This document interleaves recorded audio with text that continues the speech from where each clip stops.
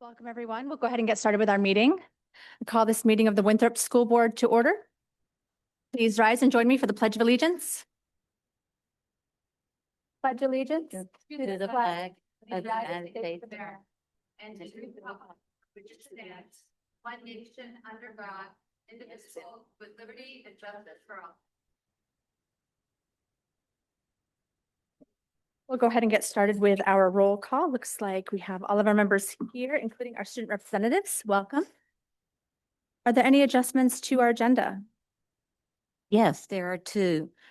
We want to table 4.6 to presentation by energy management consultants until the next board meeting because we have not had a chance to meet with them yet.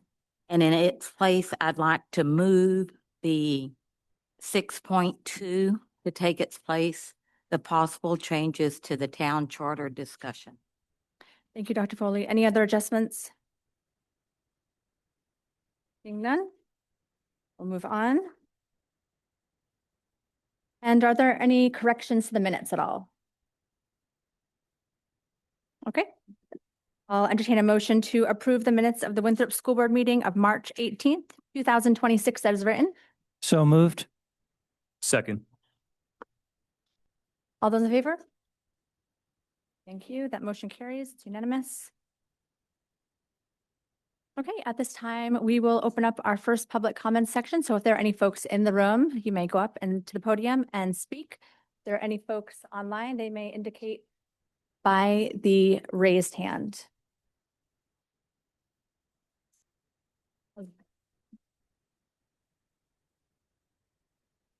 And before we get started, I just have a statement. The board welcomes your thoughts during public comment portion of our agenda, and we value the feedback and want to hear comments and questions. Members of the public may speak on any subject directly related to the operations of the schools, except for personal matters or complaints concerning specific employees or students. These shall be addressed through the established policies and procedures. Comments by individuals are limited to a maximum of 3 minutes at a meeting, and comments will be addressed by myself, the board chair. This is not a time for the board or superintendent to engage in discussion or respond to your questions or concerns. Requests for information or concerns that require future research or follow-up may be referred to our superintendent, Dr. Foley. Speakers are expected to follow rules of common courtesy and refrain from engaging in disruptive, combative, or disrespectful behavior. So when you go up to the podium, we just will ask everyone to state their name and their location. Before I make my comment, I would like to hand out printed copies of information from the American Medical Association and the American Psychological Association that is highly relevant to your March 4th motion. I've also printed a copy of my full statement as I had to edit it to fit within the 3-minute time constraint.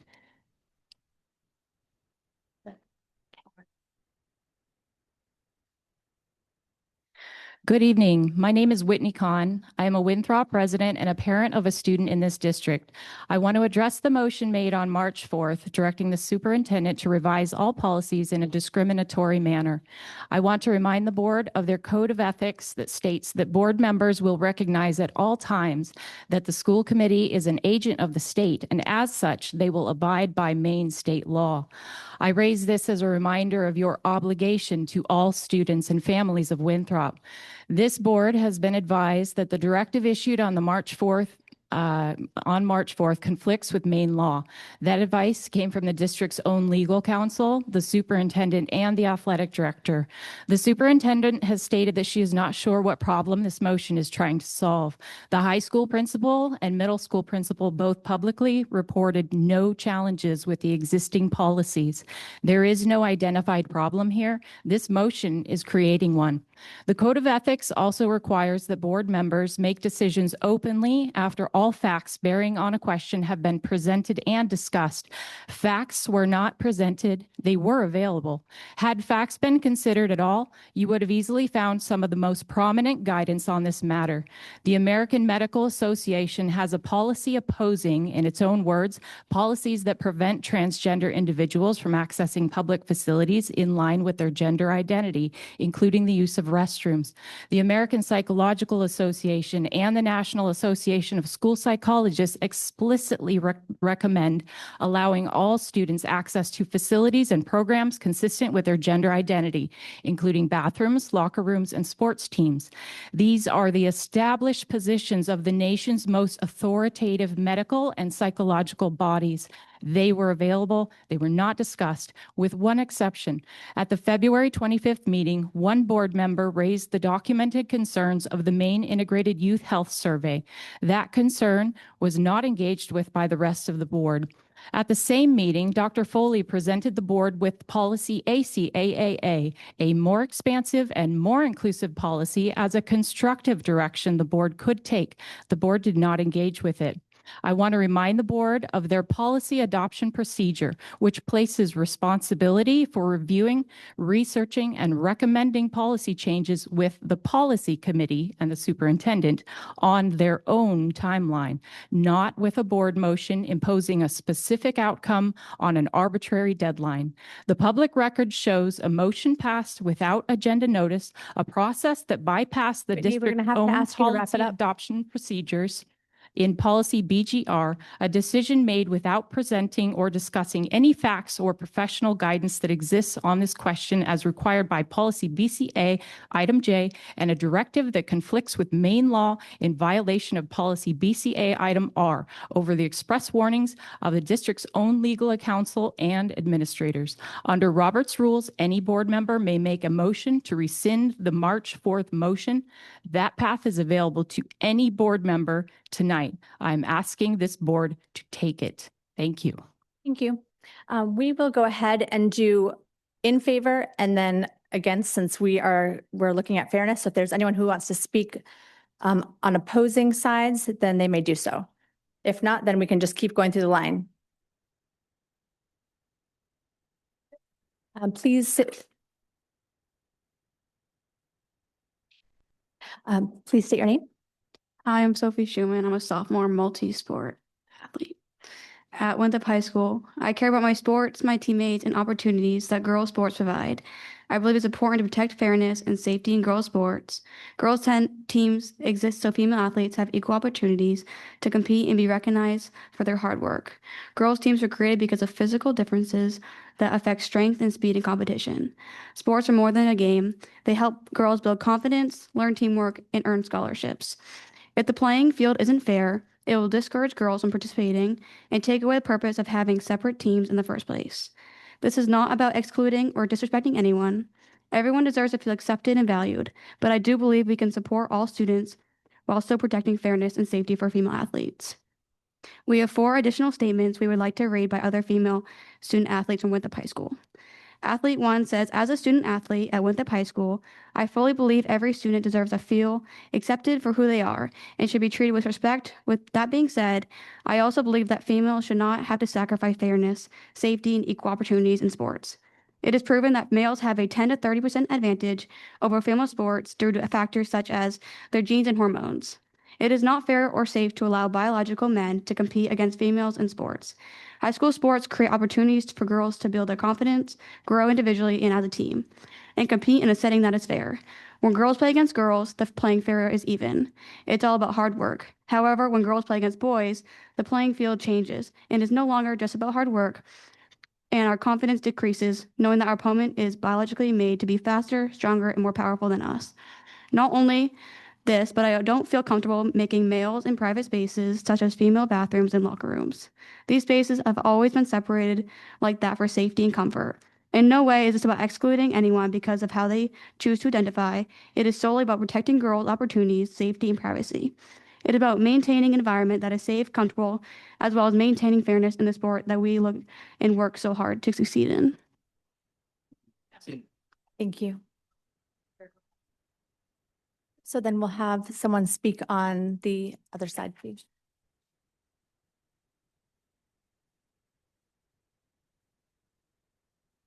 Hello, my Say your name is Yep, thank you.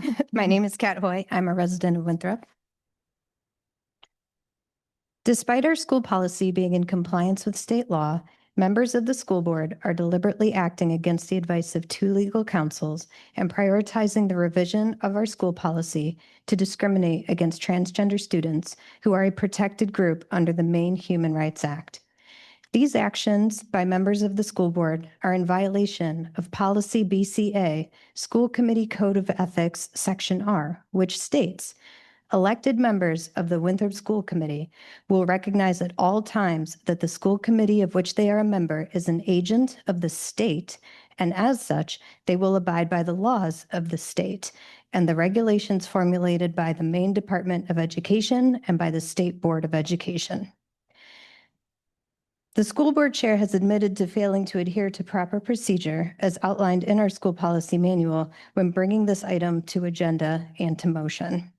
Additionally, I do not believe that the policy committee has done their due diligence in researching and assessing this issue. Policy BG-R, Policy Adoption Procedures, states, the policy committee may seek or ask the superintendent to provide information such as, but not limited to, the specific need for the policy, the fiscal consequences of the policy, the potential effects of the policy on the instructional program, staff, students, and the community, samples of policies on the same or similar subjects, applicable provisions of state and/or federal law and regulations, and the anticipated costs and benefits of implementing, enforcing, and monitoring the proposed policy. End quote. It is a disservice to all of our students for the school board not to thoroughly and thoughtfully investigate the impact a policy change would have on all of our Winthrop students.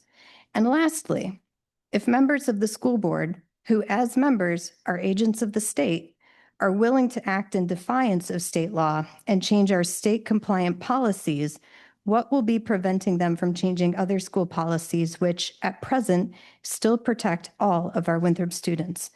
In closing, I request that the school board postpone any and all policy revisions. Thank you. Thank you very much. We'll have someone speak on the other side, please.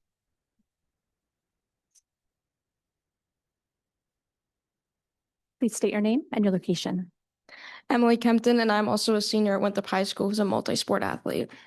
And these are more statements from athletes. So this is athlete number 2.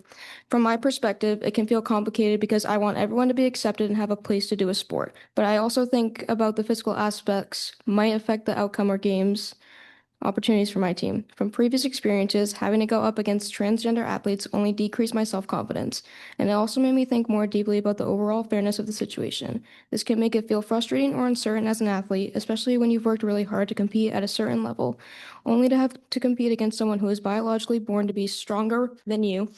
I want my team and I to be able to feel safe in every way, especially when it comes to some of us and who we feel comfortable with being in our locker rooms. In no way would I want to discourage others or make them feel excluded, but I think about my team and want to be able to feel that we have some level of fairness for women's sports. Athlete number 3 states, in my experience as a high school athlete, there are already many mental and physical challenges that come with competing in sports.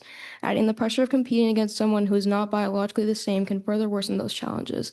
This can create an uncomfortable environment and could lead to situations that feel unfair for female athletes. And athlete number 4 states, from my experience, having biological men and women's sports has been a game where there was a set winner before it even started. Despite changing physically, there is a biological difference between men and women. How you personally identify yourself should not make people uncomfortable, but when placed in a woman's locker room, it is a very personal place. Therefore, having a biological male makes people feel uncomfortable. I still fully support how you identify yourself, but it should not affect others.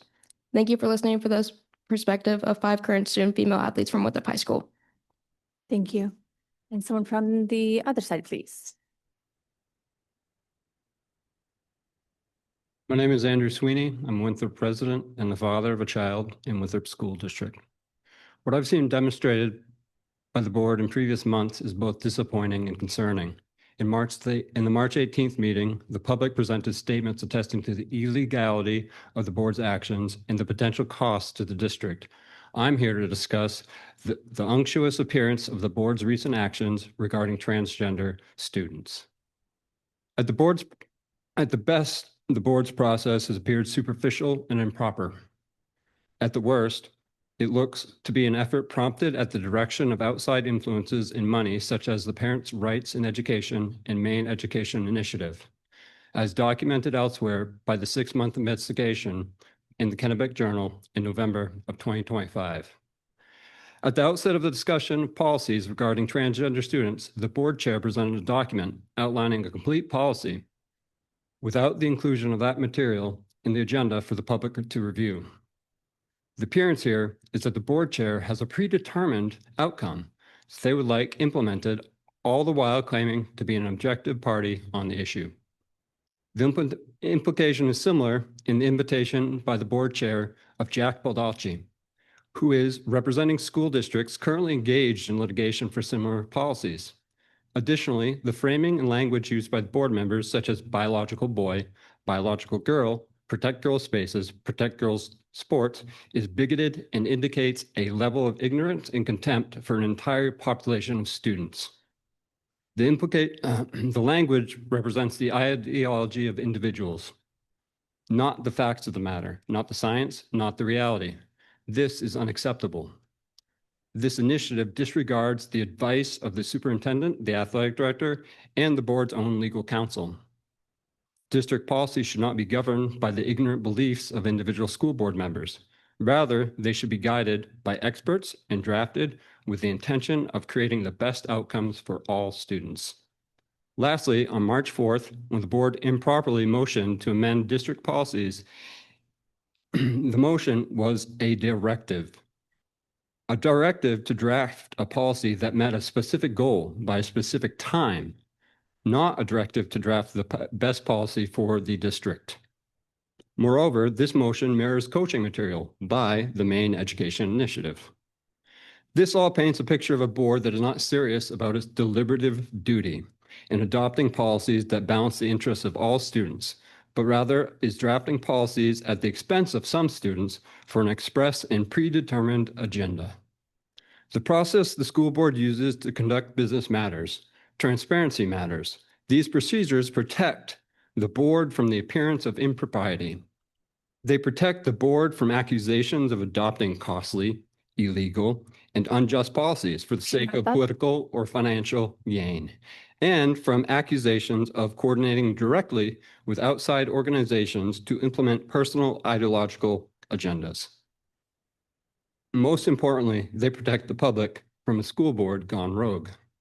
I urge members of the policy committee to draft a policy that is just, legal, and meets the needs of all students. Thank you. Thank you.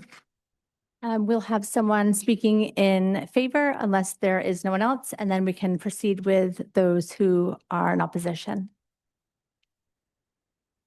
Okay. Please state your name and location.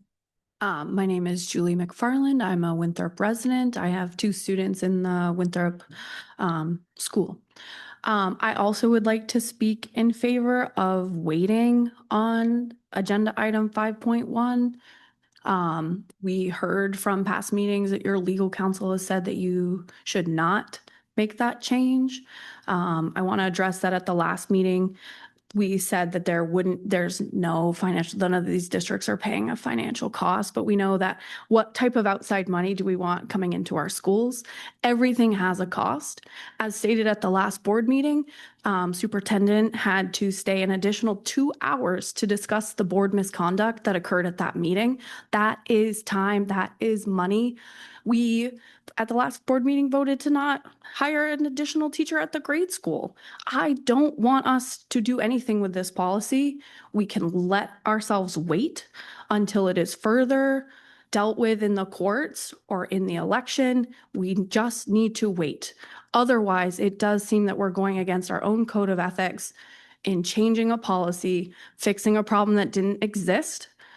So I am just asking that you wait and take the advice of your legal counsel, and that there will be a financial cost. We don't want outside money brought in. Thank you. Thank you. And next, please state your name and location. My name is Anthony Wheeler. I am a resident of Winthrop. I'm a transgender man. I was a transgender child. We were all children once. We're all pretty familiar with the awkward ups and downs of puberty, growing up and finding your place in the world. But something that's widely misunderstood is how isolating that experience is for transgender youth. I believe Maine parents are being taken advantage of and manipulated by anti-transgender political organizations such as Parents' Rights in Education and Maine Girl Dads. I'm worried that Winthrop School Board is falling victim to this misinformation. These groups push the idea that boys are on girls' teams, in their bathrooms, locker rooms. Upsetting ideas, certainly, that would make any parent advocate for their daughter's safety. But these ideas are not true, and they are entirely misrepresentations of trans youth. Protecting girls' spaces includes trans girls. Trans girls are not boys. Trans girls are not predatory men. And trans girls deserve to be in these spaces just as much as cisgender girls.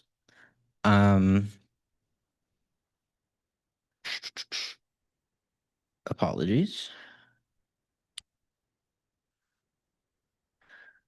Numerous major health institutes acknowledge that the best treatment for transgender children is medical and social transition. When we acknowledge the fact these kids know who they are, their stress levels decrease significantly. When we treat transgender kids right and give them the access to spaces that correspond with their identity, we give them room to truly thrive and learn authentically. When trans individuals are forced to use bathrooms that don't align with their gender identity, the UCLA Institute found that 68% faced verbal and physical assault or harassment. Studies by the National Institute of Health prove that non-transgender students are not at any increased risk of assault or harassment by their transgender peers. The new guidelines proposed would increase the risk of overall danger to transgender students. And according to statistics, that is fact. I ask that the current guidelines are maintained to continue providing a safe and healthy environment for all students in Winthrop. Thank you. Thank you. Next. Good evening. My name is John Ellis. I'm a lifelong resident of Winthrop and a WHS class of 2022 graduate. I'm here tonight to speak in favor of inclusion for trans athletes at Winthrop High School. I would like to first briefly address some research I've done on the topic and then share a bit of my personal experiences with the matter. I know there is a lot of concern for safety and unfairness from those opposed to trans students' participation in sports. I would like to point out that studies comparing athletic performance between trans female athletes and biologically female athletes have consistently found trans women to be relatively identical in performance to biological women, if not actually at a measured disadvantage. I have links to 2 such research studies from within the past 5 years, should anyone to whom it may concern be interested. It is also worth mentioning that in March 2025, the Maine Principals Association knew of only 2 trans students participating in high school sports statewide. Similarly, as of March 2025, there was not a single trans athlete in any NCAA sanctioned sport in any of the 7 UMaine system schools. Next, to address safety concerns, I know there is a lot of worry about bathrooms and locker rooms. I would like to once again emphasize statistics here. In a March 31st Portland Press Herald article, it was stated that there is not a single transgender athlete in the entire Winthrop Schools district. Keeping this in mind, I feel it's safe to say there needn't be a heightened concern about trans kids in WHS sports locker rooms. I want to now move on to a more personal note and share with you all some of my own experience as a former Winthrop student.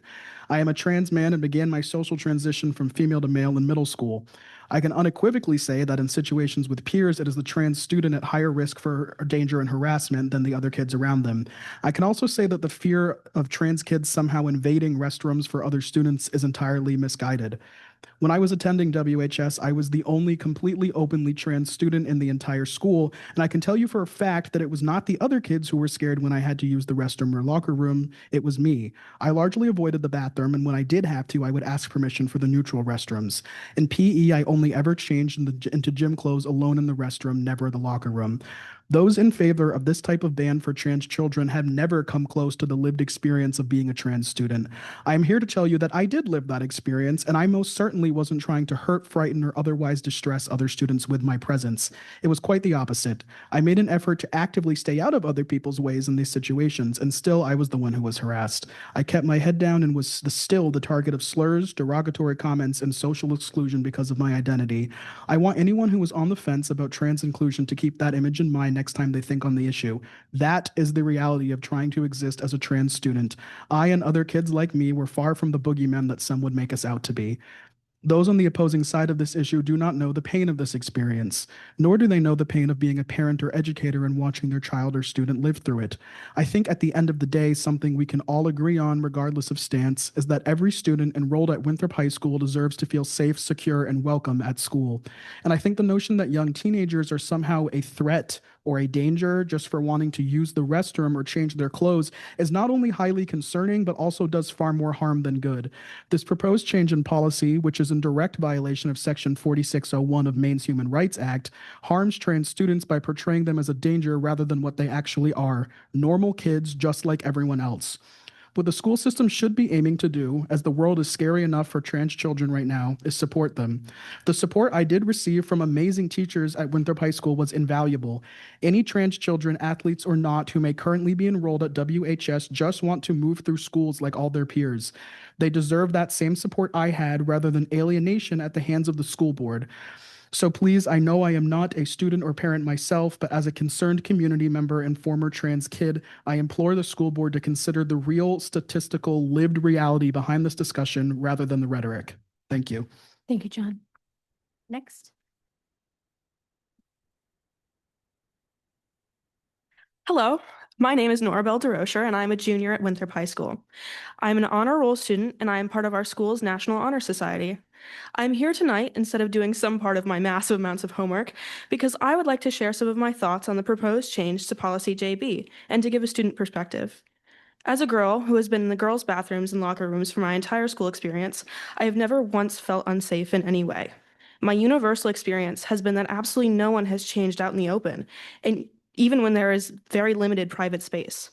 Everyone goes into a stall and changes and then comes out in their new clothing, and then the next person in line goes in and does the same. The amount of nakedness in these locker rooms is limited to people with bare feet before they put their socks and shoes back on. The concern of unwanted genitals being shown is so minimal in this environment that it simply does not exist. It is my personal opinion that this new policy will actively hurt people, and not only transgendered people. As someone who has participated in competitions that were organized and hosted by the MPA, I would be destroyed if I was not allowed to compete. This situation becomes a reality if this policy passes, because even if this policy passes here in Winthrop, it will not apply to all schools in Maine, and it will not apply to all schools in the MPA. We as a school will only be able to compete amongst schools who have the same policy, and this narrows the pool in an extreme manner. We at our school have excellent sports teams like our football team and our field hockey team, and it is not fair to the players on those teams to limit their playing experiences in order to trample on the perceived threat of transgender student athletes, of which we have none. Not only would this policy harm the students of Winthrop Public Schools, it would also damage our town's community. The admission of this policy to our school system would directly lead to a lawsuit against us, which is not covered in the district's insurance policy and will cost us an absurd amount of money that we simply do not have. In order to survive this, we would have to employ outside help, and we as a community would be indebted to an outside force. And this reliance on an outside force is ultimately bad for a small town like ours.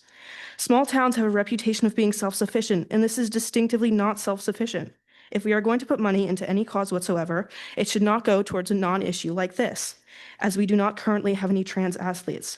If we are going to put money towards anything, it should go towards hiring new teachers or any of the other actually pressing matters. Thank you. Thank you.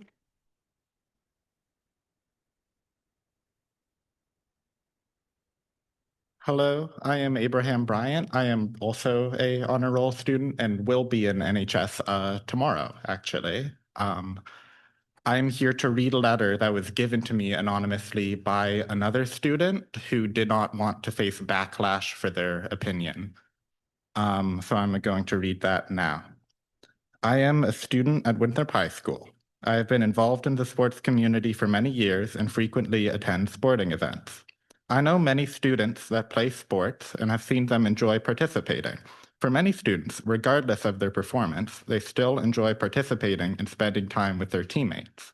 I've experienced a wonderful sporting community here, and I feel that separating teammates from each other would be an isolating experience and would not support team morale. Many are not there to win. They want to have fun and enjoy time with their peers. This change in policy will not support the sportsmanlike environment. Thank you. Thank you.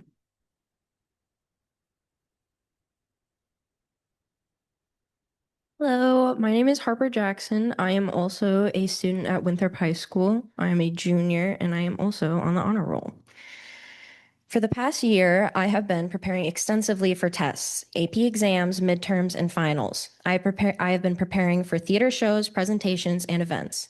But recently, I have been consumed by something far more personal. For years, I have known that I do not feel personally connected to the word girl, nor do I associate with boy. I'm something of a nonconformist. In the years that have followed, coming to better understand my identity, I have been uplifted by my community in school and friends.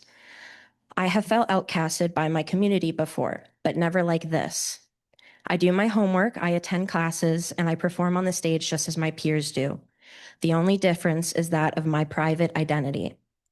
As it stands, this policy poses a threat to my well-being within this community. Not only would it displace me as a part of the school, but it would also put a target onto my back, posing me as a threat, which daftly misrepresents what I stand for. If this policy were to pass, my friends would be targeted, I would be targeted, and all of those around me in sports and clubs alike would be targeted. This space I have felt so comfortable in will no longer be a place I can coexist. The space that has supported me through bullying and self-discovery will ultimately become unsafe. My hope is not to minimize your concerns, but to open your eyes to the reality of my life and the reality that more harm will come from this overgeneralization than not. Thank you. Thank you.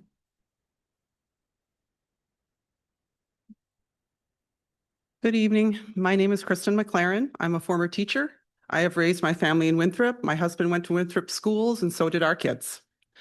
It hurts my heart to hear about how this anti-trans policy is being pushed through. It seems like it creates a problem that doesn't exist, stoking fear, and as we're seeing, dividing our community.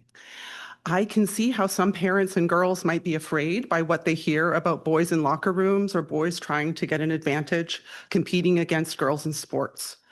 But as our wonderful trans speakers from our community have already articulated, this isn't an issue in Winthrop or in Maine.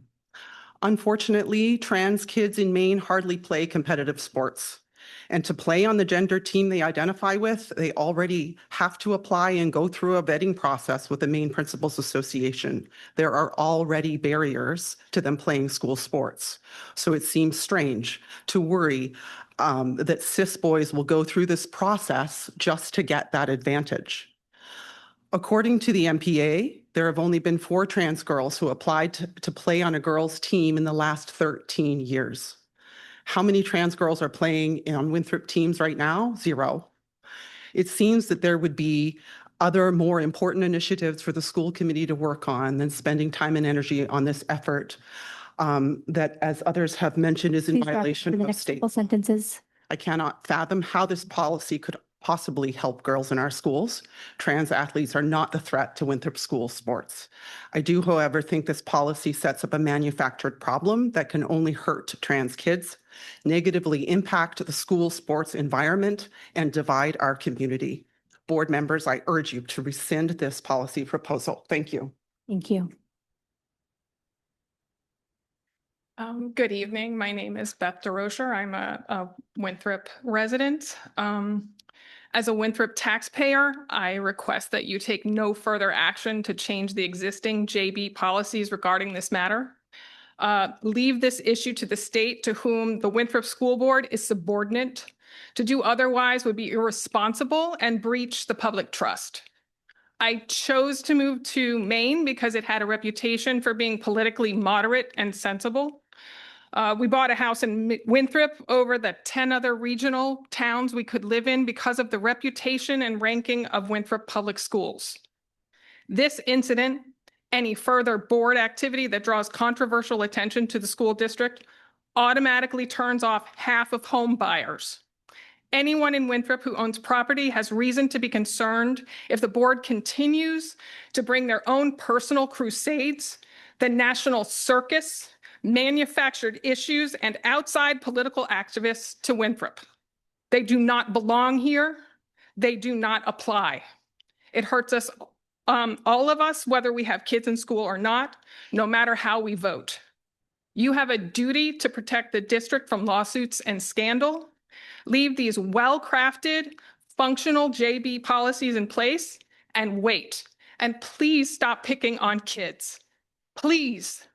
It's not okay. Thank you very much for your time. Thank you. If there's anyone else or anyone online who would like to speak, we just ask that you step up to the podium.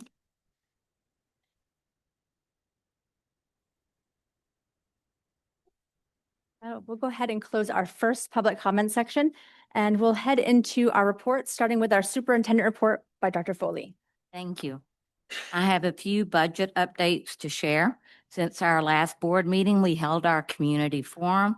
I'd like to thank all of the parents and the community members who attended. Several participants there advocated for adding another teacher at the grade school. At this time, I have not included that addition as I do not believe there is sufficient support at the town council level for it to pass. I will be attending the town council meeting this coming Monday, April 6th, to advocate for the proposed 5.4% budget increase in expenditures, which the board unanimously supported. While there has been some pressure from council members to further reduce the budget, I remain hopeful that after reviewing the requested information that I've provided to them, that they will support the 5.4% increase. Later in the agenda, I am pleased to bring forward a recommendation for the next middle school principal who will succeed Lori Smale. Lori has done an excellent job leading the middle school during her time there, and she will be sorely missed. Out of an abundance of caution, I have frozen the budget for the month of April. This will allow us to better assess our year-end projections. Necessary expenditures will continue to be approved, but non-essential spending is on hold. And today I learned that the Winthrop Education Corporation just funded $4,000 in grants to our teachers and staff for this spring. We truly appreciate their support for both students and staff. And so thank you to the Winthrop Education Corporation. And that concludes my report. Thank you, Dr. Foley. Does the board have any questions or comments regarding Dr. Foley's report? Okay. Seeing none, I will give my chair report. I just wanted to, we got this flyer from Mrs. Descoulias for the Arts and Humanities Night. That's on April 8th on a Wednesday from 5 to 7:30. So that is a plug for that. I was able to attend the 1X and the community forum the week before last. And the 1X plays were amazing. They had one from Monmouth and then one from Winthrop. It was really nice to see the students perform. And we have reached a decision. We will go ahead for our interviewee who we had today. We will give the results of that later in our meeting. And I believe that does conclude my report at this time. We'll go ahead and ask Donnie to deliver our student representative report. It's pretty short today. A new quarter has begun at the high school and spring sports have begun this week. NHS will have its spring induction tomorrow on the PAC at 7 p.m. It's encouraged to go as all new inductees will be inducted tomorrow and all the senior projects will be presented. NHS recently went and toured the Winthrop Food Pantry and was able to see their entire process, which was really cool. Ms. Shaw would also like everyone to know that Rambler Productions has done a new segment where they interview teachers about their time teaching and their time at the high school, which is really cool. It's just a short little minute each teacher does. The students have been shadowing CATSI, and this Thursday they'll have their second CATSI shadow date for people who will be going the next school year. And then Wednesday, April 8th is the fourth annual annual Community Arts and Humanities Night at 5 p.m. And that's it. Thank you, Johnny. Okay, we'll move on to item 4.4, our committee reports, starting with finance. We did not meet, but we should meet before next school board meeting. Thank you, Tim. Policy? We didn't meet as well, but we will be meeting before our next board meeting. Thank you, Jason. And for negotiations, great news. We have reached a tentative agreement. The administrators will need to meet to vote. And then if accepted, we'll go ahead and ratify that agreement. And the administrator reports are attached and were in our school board packet. Does any board members have any questions about those or comments? I just had one question. I saw that RSU2 got pulled from our adult ed budget. So moving forward, what would that cost us? So our cost will remain the same, but they're just currently they decided that they're going to flat fund it in RSU2.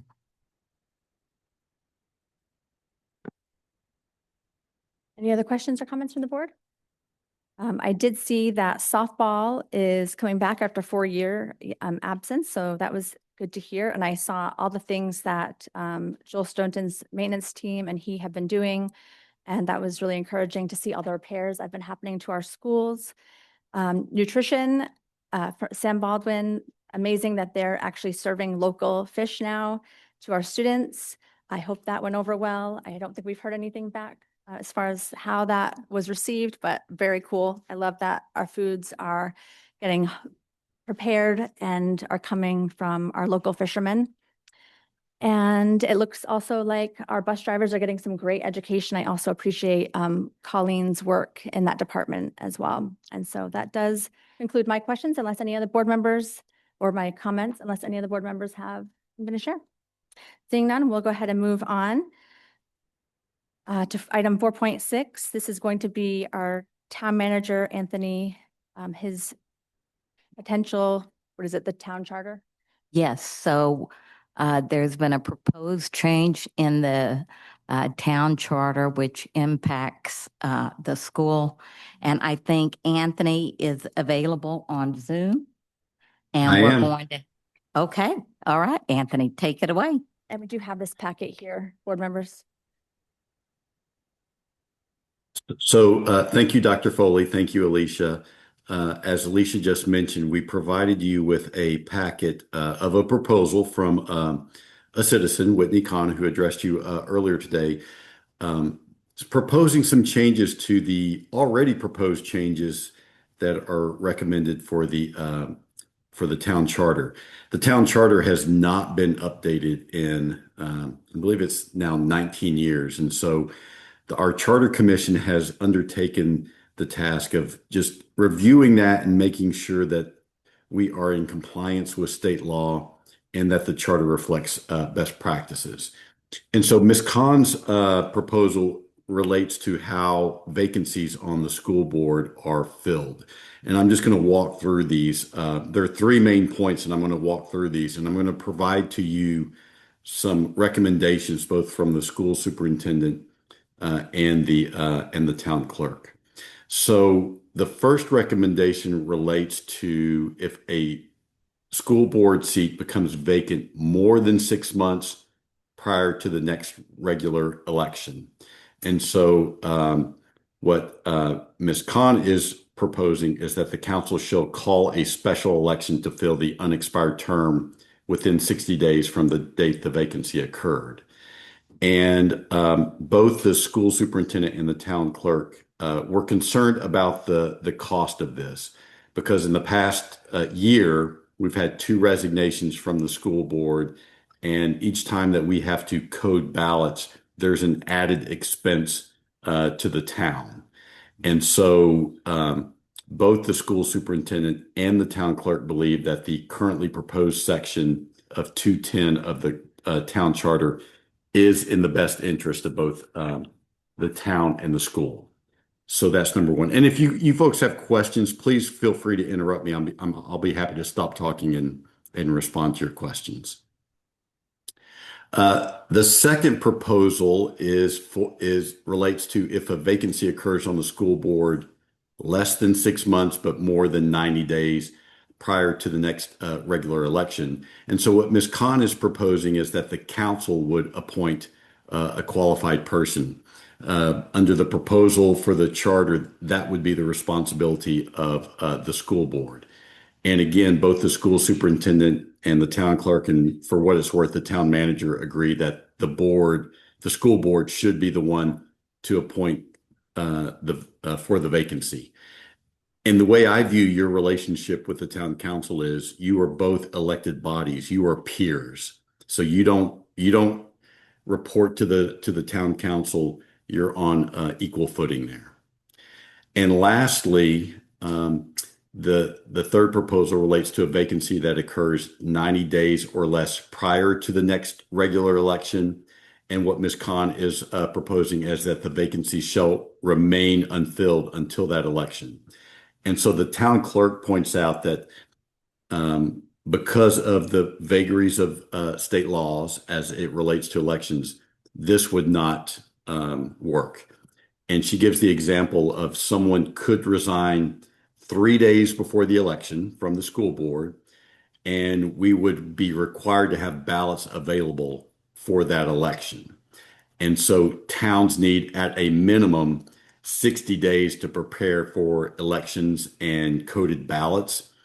And that is specified by state law. That is, absentee ballots must be available to voters 30 days prior to the election. Dr. Foley also raised the concern that you may have trouble with a quorum and that trying to do this in this way would impede the effective and efficient functioning of the board. So just so you're aware, the way that the proposal in the Charter Commission or the proposed changes to the charter reads right now in section 210 of the charter is the school board shall fill vacancies in accordance with Title 20A of the Maine Revised Statutes. That is, we are relying upon state law as to how those vacancies should be filled depending upon the time frame in sections 202 and 402, 801 and 802 of the charter. We have had the town attorney vet these recommendations, and he is the one who actually suggested that we rely upon state law regarding the filling of vacancies. The reason that we're bringing this to you is because it involves the school board.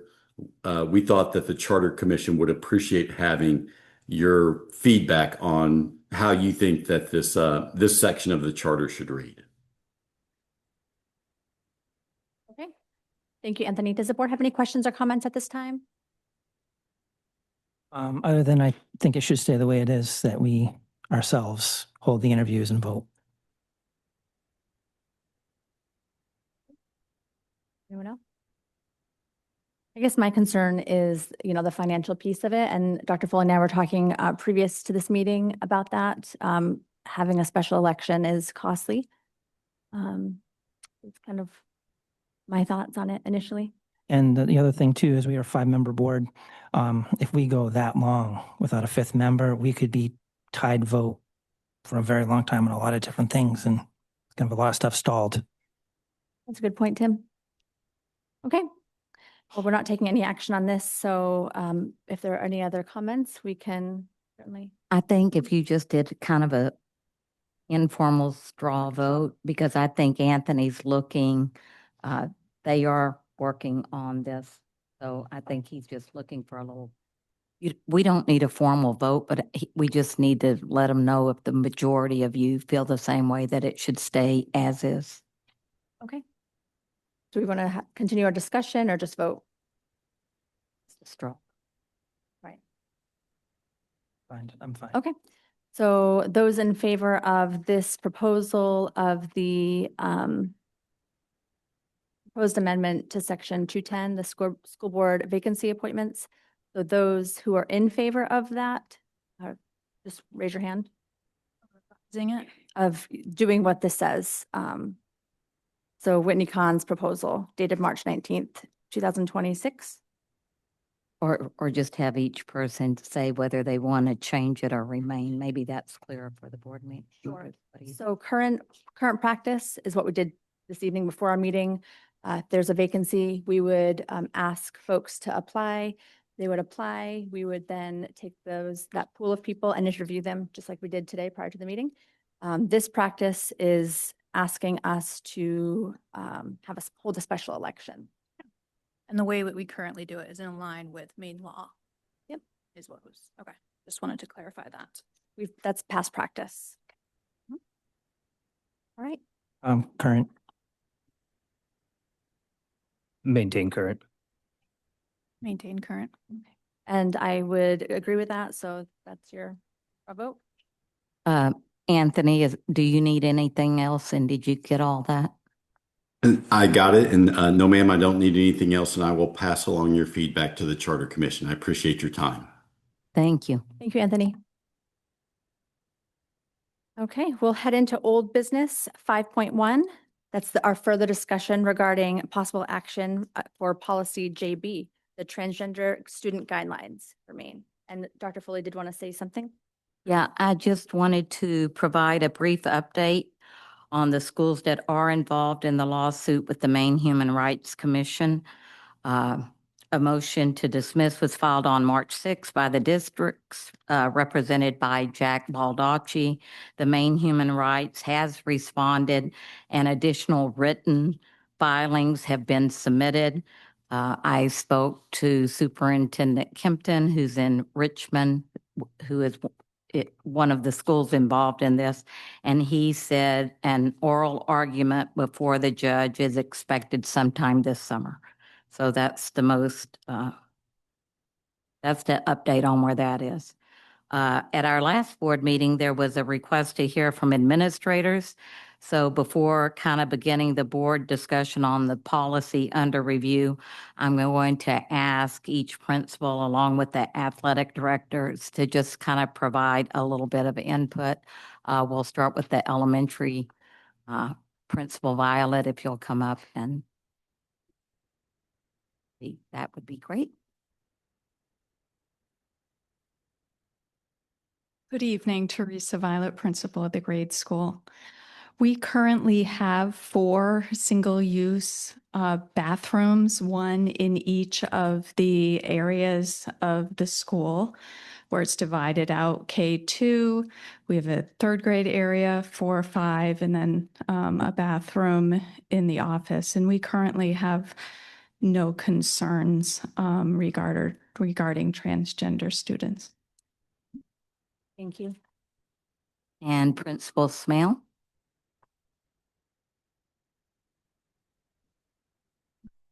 Good evening. The middle school has 4 single-use bathrooms. The majority of students who are uncomfortable or have asked for alternatives use the one off of the office. The others are located downstairs or off of the gymnasium in a coach's area. But we do have access at this time. We have no issues in the past. We've had a transgender individual in our building, and working with the student, the parents, and the staff, we've made accommodations that everyone feels very comfortable with and have not had any issues. We offer private areas for changing. We offer we have a shower curtain in the bathroom, in the locker rooms. But at this point, it is a non-issue at Winthrop Middle School. And in the past, we've just worked collaboratively together. And Principal Dufour.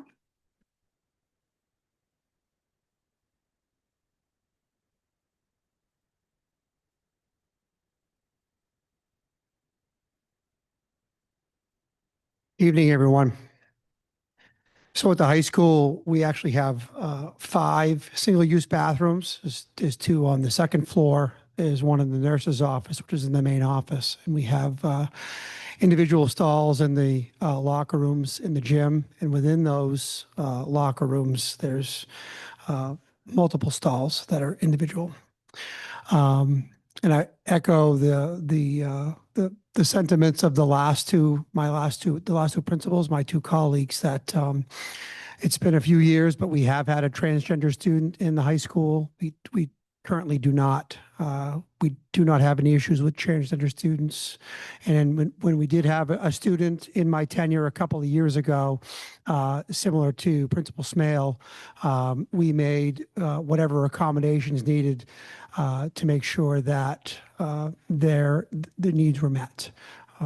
So thank you. Thank you. And we have both of our athletic directors here, Joe Burnham and Joel Stoneton.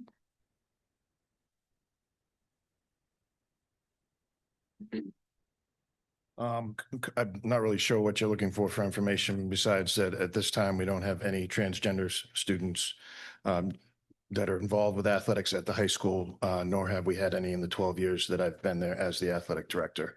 Within the conference, we've known of two in the last 10 years. And as stated earlier, the MPA knows of none this year throughout the state. So I'm just going to echo that from the middle school perspective. Obviously, if he hasn't had any at the high school, we haven't had any at the middle school. And not to my knowledge, have we, since I've been in charge, participated against a school in the Capital Area League that's had a transgender student. So before we have the policy committee is needing to seek some clarification. But before we do that, I thought if any of the board members had questions for any of our administrators, we could do that now. I don't have any questions, but I have some comments. Okay. You want me to do comments now or wait for questions? There's some misinformation given tonight, so I just wanted to make sure to clarify that. First, it is stated in law that no class can discriminate against another class, and that's what we're basically focusing on here. It's not going against one class. Anti-discrimination against another class is protecting all classes. So girls do have rights, and girls have rights to be in their own spaces. And that's all girl spaces. In sports, we do have some letters that we can read tonight too, that does talk about the damage from girls competing against boys in the state of Maine and what that's done. So we do have a history here that does happening. As far as the MPA policy goes, we have 11 districts right now in the state of Maine. We do know it does not affect who we compete against. We just have to know that the girls team could go against a biological boy on another team. We have to accept that, but it doesn't affect who we can play. As far as finances, it's not true either. As we can see, we have now 11 districts that are not accruing cost with this. But on the flip side, we have other districts that are accruing costs that's allowing transgender athletes to participate. So they're also, so it's really not costing either side of the district. And the motion is legal. So if something is on an agenda on a school board meeting at any time, a school board member can make a motion. As long as you get a second, it can go to board discussion and a board vote, which we unanimously voted on. I admitted it's probably not kosher and etiquette. Probably should have been, so it was 100% legal, but it probably should have been saying, hey, we need this on the next agenda, discussed it, came to the next school board meeting and voted, but it is fully legal. So that was misinformation. And again, I'd like to say that we are not going against the decision is not going against a class of people. It's protecting all classes. And that's the biggest thing we need to look at here. Does giving the rights to one class, does it discriminate against another class? And that's the biggest thing that we need to focus on, that all the classes matter and they shouldn't discriminate against each other.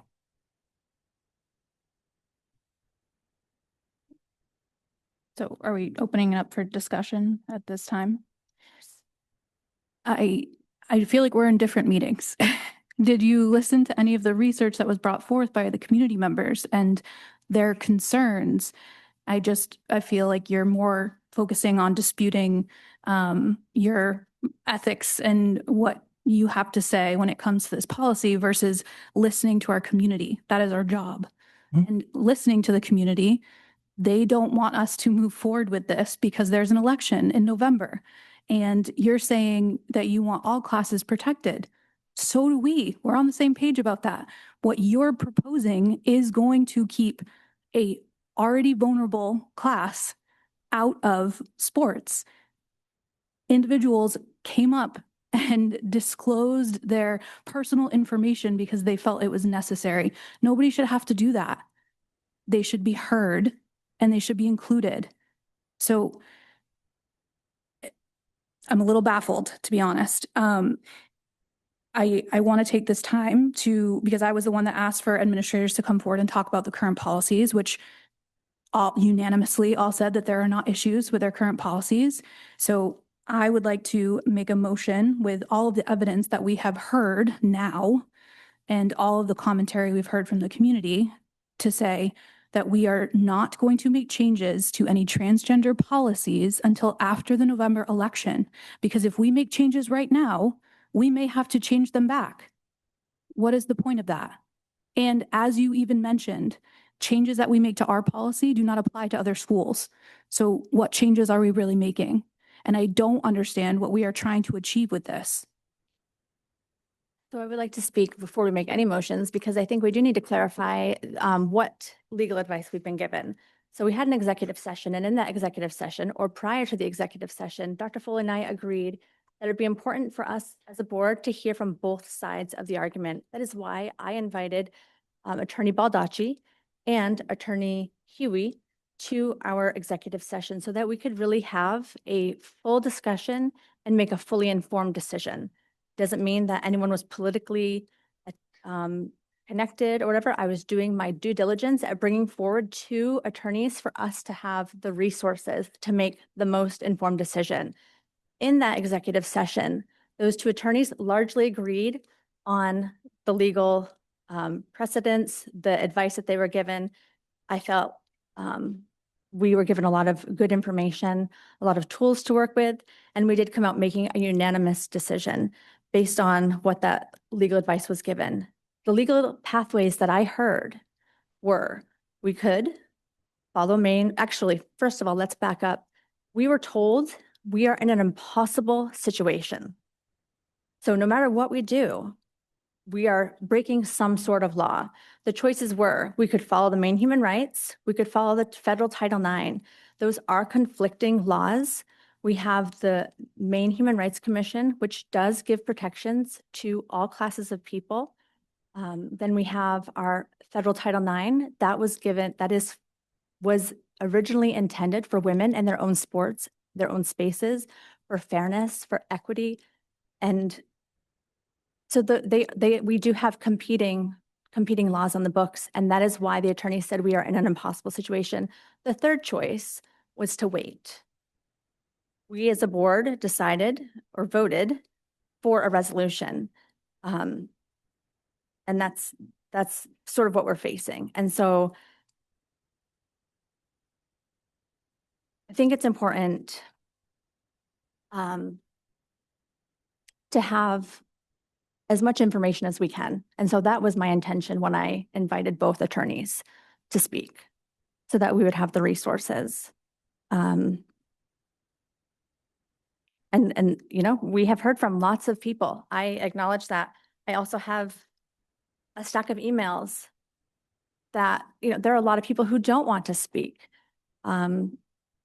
These are emails mostly from our female athletes. Those also can't be ignored. No, absolutely. I'm all about inclusion. So, you know, I absolutely sympathize and feel for everyone. But when you say, did you listen to all these community members who spoke? Yes, I did. And I'm also hearing from students who are afraid to speak up too. And we heard from administrators that their current policies are working and that they're collaborating with families and young people.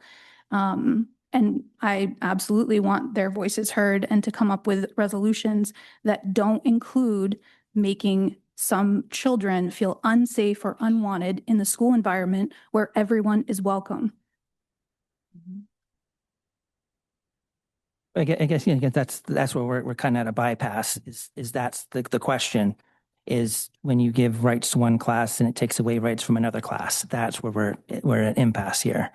Like I said, we have testimony of what the emotional toll was to girls in Maine competing against boys and what that did and places they lost, championships they weren't allowed to go to because a biological boy took their place. And so that's going against that class of people. So it's kind of an impasse. So we did just hear from the athletic director, there has not been a transgender athlete for 12 years in Winthrop. And so, but we're making policies for Winthrop. We can't, no matter what we do with our policies, that doesn't change what you're talking about of like the risk of harm with other schools and competing. We can't change that.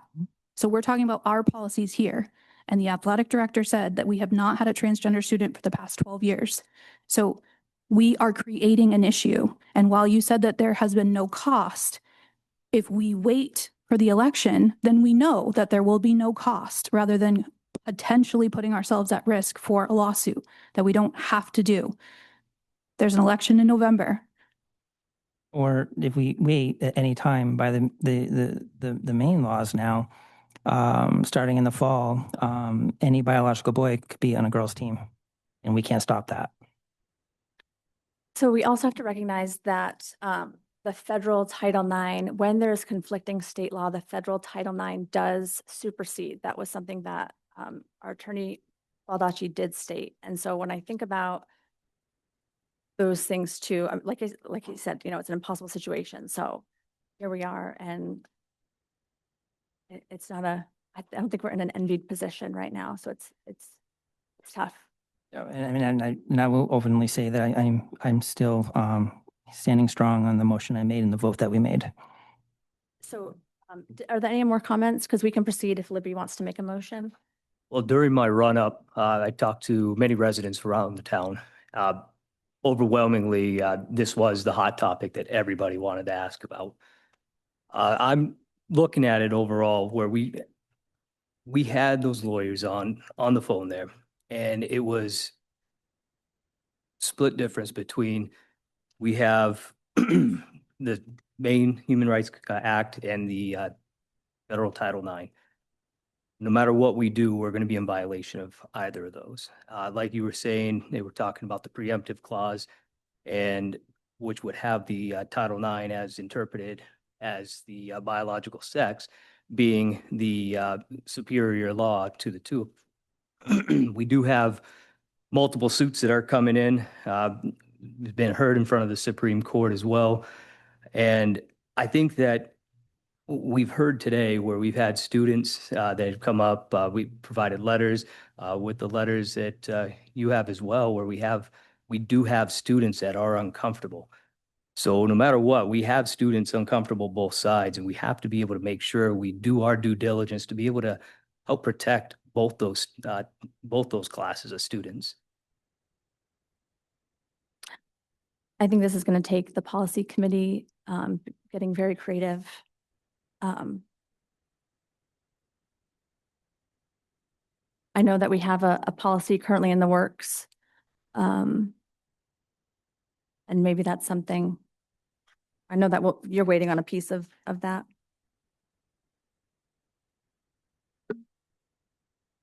There's clarification if we're going to proceed with the policy. I think just as a point of order, I think it's important for it to either, or we can have the discussion about the policy and then come back to the motion. Sure. Yeah, my intention was to continue to finish this discussion before moving into the motion and then discussing the motion. Okay, for you. Okay. Are we all done discussing this piece of it, and then Libby can? Do we want to wait? We're talking about Do we want to have the full discussion first? I just asked the board and I didn't see any other. No, I just mean I have, there's clarification that we need to seek, and that I think that the board needs to understand and grapple with. before maybe there's a vote on the motion. Are you okay with that? Yeah, that was my intention. That was the intention. Yes, Jenny? I think the most fair thing for both sides would be to wait, because I think clearly there isn't a good choice either way yet. So I think it's. Thank you, Gianni. Appreciate it. Tim, did you say something? Or were you going to say something? Yeah, either way, I think the motion in the policy was read. We all unanimously voted on what was said.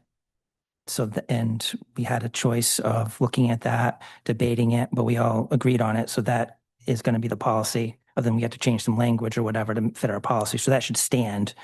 But I do know we do have to go over, because there was some talk about what's co-ed and what's not. I mean, we do have to have that discussion.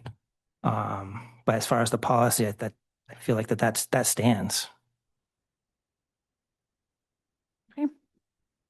Well, the motion that you made doesn't make sense. In policy, we could not move forward with it because we needed further information. And I think that that's what Dr. Foley was trying to get at, is that for this discussion to continue before my motion is talked about, there's information that we need. It's more complex than the motion that you put forth.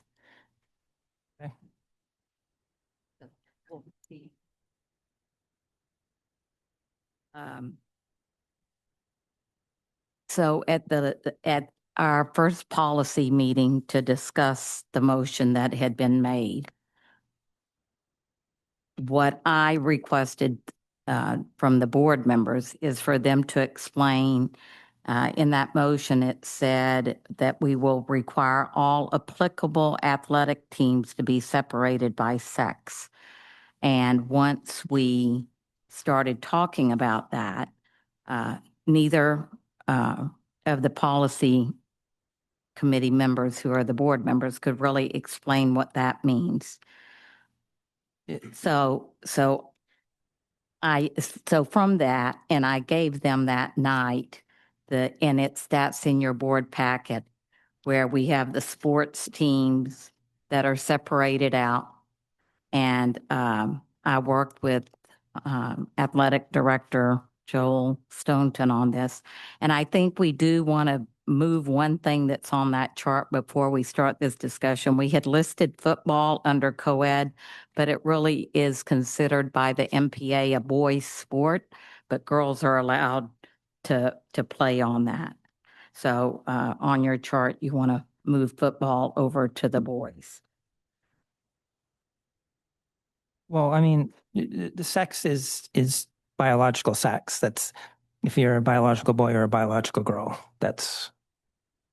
No, I understand that. So is the intent currently, is the intent of the motion to prohibit girls from playing on boys' teams and vice versa? Because currently our practice in Winthrop has been to allow girls to, so we have a girl playing football. We currently have 3 girls, I think, at the middle school wanting to play boys baseball. And so that is what our current practice is. And I don't know whether Joel and Joe can give any other examples that we've had over the past several years. And then, of course, we have at the middle school, currently, we have intramurals that basically allow boys and girls to play on whatever team it is. But the MPA definitely has kind of separated out what they see as boys teams, girls teams, and co-ed teams. And so when we're trying to draft the policy, what we were grappling with is which way, if it's as written, I interpreted it to mean that those girls would no longer be allowed to play on boys' teams. But I wanted to get, and neither board member was sure about what the motion meant. Or is the intent specifically to restrict transgender female athletes from participating on girls' teams? No, so basically the original rule was, if there's a boys team and there's a girls team, you would participate on that team. So let's say Winthrop had, a boys soccer team. They had no, spot for girls to play soccer. There's no co-op, there's no place for them to go. Winthrop doesn't have a team. So they could participate on the boys team. It's equal opportunities. So like the basketball, they have to be on separate teams. Field hockey, it says in the MPA rules, it is a girl sport. Yes, there are. There The are. boys I cannot think. participate. Right. So I think As football, though, I believe football, and I could get this wrong, I think girls can participate because we don't have an alternative for them. I don't believe it says in the MPA rules that girls can't play football. And I could be wrong on that one. But as far as all sports, it's unless we don't have an alternative for a girl or a boy well, no, for a girl. So like hockey, I don't know what we have for hockey here for girls. So they may participate on a boys team. I know that's happened in the state. Golf, I'm not sure about. I know that's on co-ed. If we do not have an alternative for a girl, that they can participate with the boys. So that's you're in. And that's the MPA rules. No, I understand the MPA rules, but if we draft this policy, we're going against MPA recommendations. No, we're going Title IX, which is the protection of girls, and it's always before this gender was put into place. That was the rules that were always followed. That the girls have an equal opportunity. So if they do not have an equal opportunity to play soccer here at Winthrop, we have to give them an option. So Joel, I'm going to ask you to go to the mic. So I understand what the current MPA rules say. What I'm seeking, if we go forward with drafting a policy, is what the Winthrop School Board is wanting in there. Because the way the motion reads, it sounds like the girls will only be allowed to play on girls' teams. The boys will only be allowed to play on boys' teams. Is that the intent of the motion, Kim? Yes, with the opportunity for girls to also participate if Winthrop doesn't have the sport or activity. They have the right to also participate if we're unable to give them access. And I had a conversation with Joel the other day, and when we were talking about boys teams and tryouts, we were also discussing how we wouldn't want, or thinking about if a girl took a spot versus, on a boys baseball team versus that spot being for a male, that would also be discriminatory in that way, because that is a team designated for males. And so it would go both ways. Joe and I met today, and he put it in a very simple terms that I'm going to ask him to share with you now to kind of clarify some things on what is considered co-ed, boys, girls. So Tim is correct that the MPA states that if there is a boys team and there's a girls team, you have to go with the separation that's there. Where seem like you're a little murky is those sports that are either designated as co-ed or allow girls to participate. So to use golf as an example, golf is an individual sport that at the same time is trying to be a team sport. So there are not enough girls either at our school or any school to have their own girls golf team. You need at least 6 members. And I believe there's one school in the state of Maine that has 6 members on their golf team.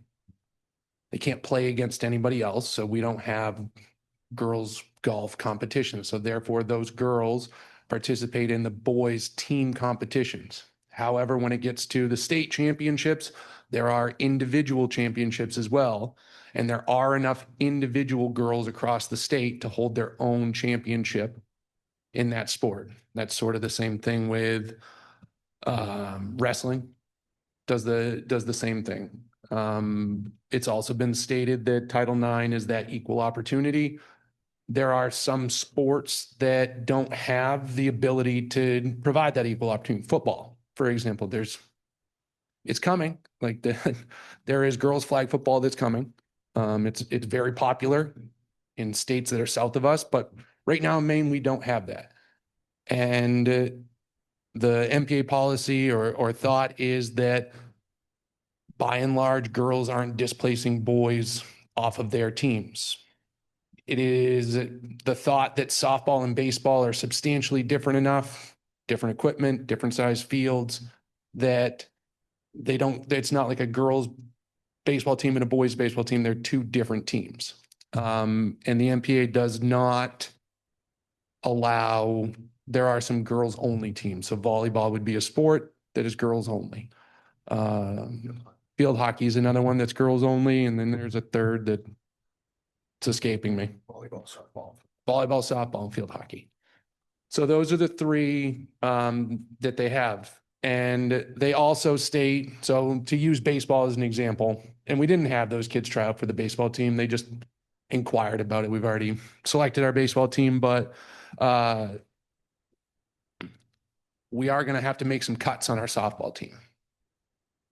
What a student can't do is they can't try out for the softball team, get cut, and then say, oh, I'm going to play baseball now. Like, you have to make a declaration at that point. So, and then you have co-ed programs like Unified or cheering. So there's a lot of those things that are kind of working against themselves right now, like in terms of you trying to write a clear policy. I understand sort of where everyone's coming, but when you start writing policy, you have to be very particular about the language. So I understand also why you're having this long discussion. Did that provide any help whatsoever? No? Thank you. Appreciate it. Thank you. Does the board have any questions while they're up here? Okay. So so what I'm hearing is that girls would be allowed to play if we don't have a girls team. But if currently under MPA, Joel, can a girl try out for a boys soccer team currently under MPA? Okay.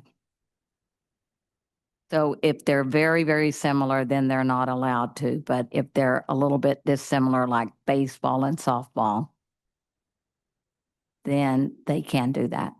So is the board still comfortable with that? No, I don't think that we have clarity enough to be making a policy that changes what the administrators that we've appointed to their positions need to follow. I think the current policies in place, they seem to have a good handle on. And for us to create a policy where we can't even get the language accurate enough for everyone to understand makes sense. Well, I think that's why we're meeting here, is we're trying to seek clarity. And Did we just get clarity? I did. I mean, I 100% understand what should be in the policy. Okay, and then additionally, in just trying to draft a policy, another question that I think I know the answer to, but we just want to be sure. Are you wanting us to only compete against schools that adopt a similar policy, or we know that we might still be playing against transgender? There was never, and nothing in the motion said that we're going to change our schedules or who we play or. Okay.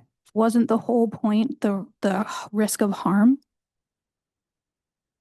To me, it's the fairness and what's right. And we have different versions of that, obviously. No. I just believe girls need to be protected, and they have that right. They have the right for their own spaces and own sports.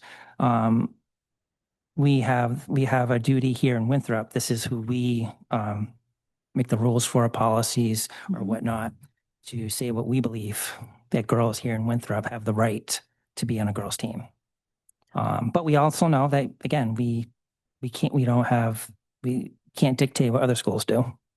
And again, we have 11 school districts that are doing this now, and it may grow. And I want to clarify, we don't get to come up here with our personal opinions and say what we believe and then make policies around that for the rest of the district. We have to research, listen to our community, and make informed decisions.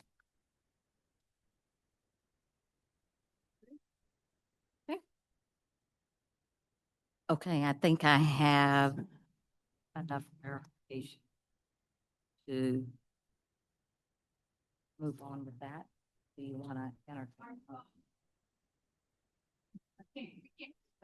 Oh, I'm sorry. I'm the one that's usually telling the board members to lean in. Yeah.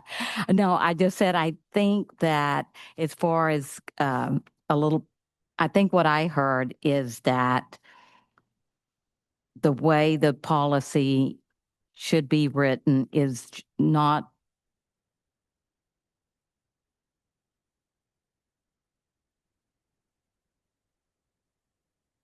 you're saying that they have to play according to their biological sex unless the sport is enough different, then girls would be allowed to play on boys' teams. And I mean, basically, it's just the current MPA rules, other than taking out gender. Just take out gender, and then just follow the MPA rules.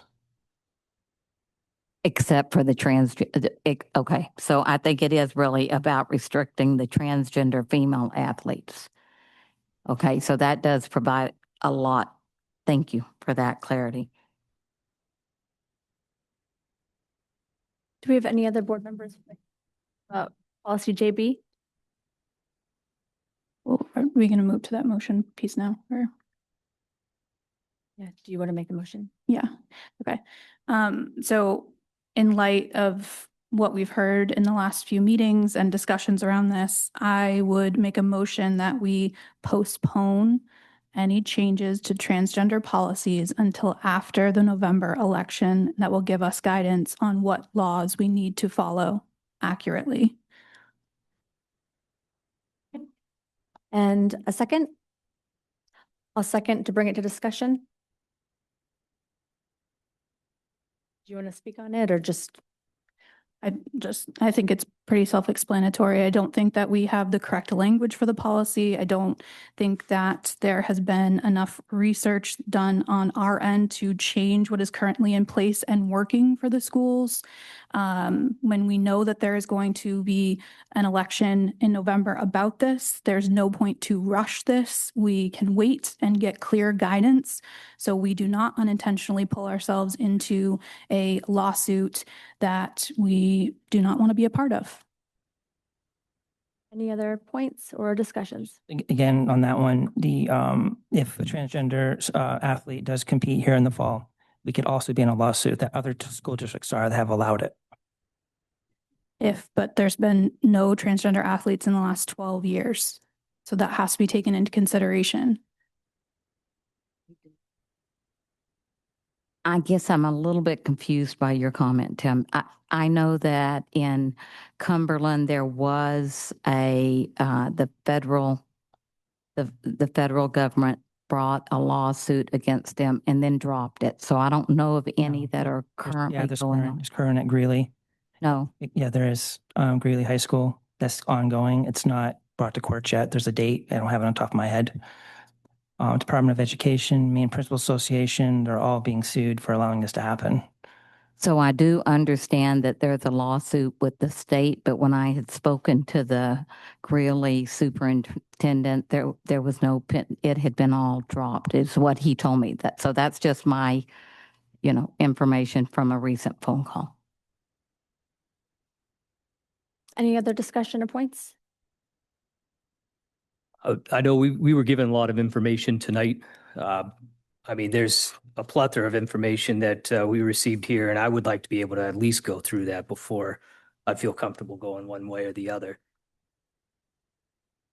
I just want to point out my motion's asking to wait. So just that would give you time.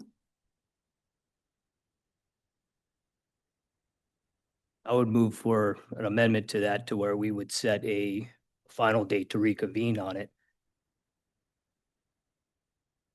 So are you asking, so you're asking for an amendment to move, are you asking to change the date?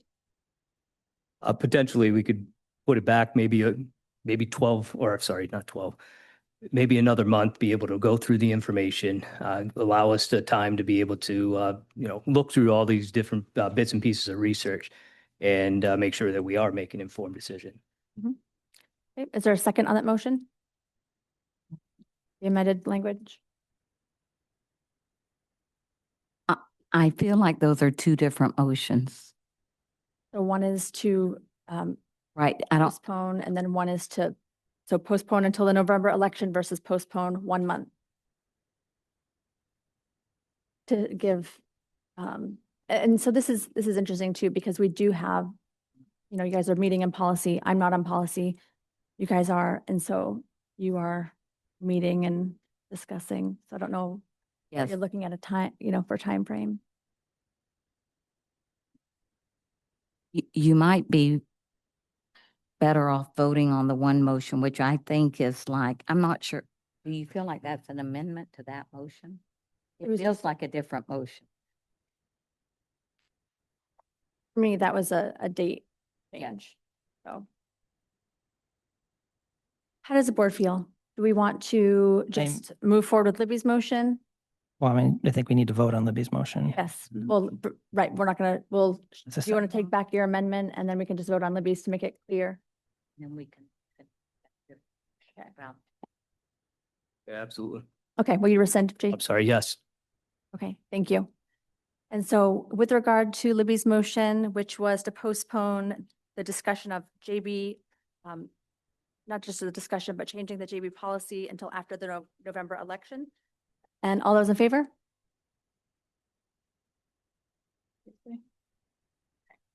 So that motion fails. Oh, yes, right. Let's do the opposed. So that motion fails. Thank you, Dr. Foley. Jason, did you want to make a separate motion? Yes, I'd like to make a motion that we postpone until May 19th to be able to give us enough time to be able to go through all the documentation that the public did provide us. And we could have that opportunity to have a better informed decision on how we're going to go forward. Thank you, Jason, for your motion. You said May 19th. And I do believe, Dr. Foley, if I could check with you on the last, with Tim's resolution, the date on that was, do you remember, Tim? May 6th. May 6th. I just have a question. So the policy that was adopted, that has to be held. So how to write it for the public to understand and whatnot, but what was voted on has to be held. So my only question is just looking at rewriting it in that way, but we're not changing things. So my only question is, would we need to postpone that extra time? Or So the advice that I've been given is that if we're trying,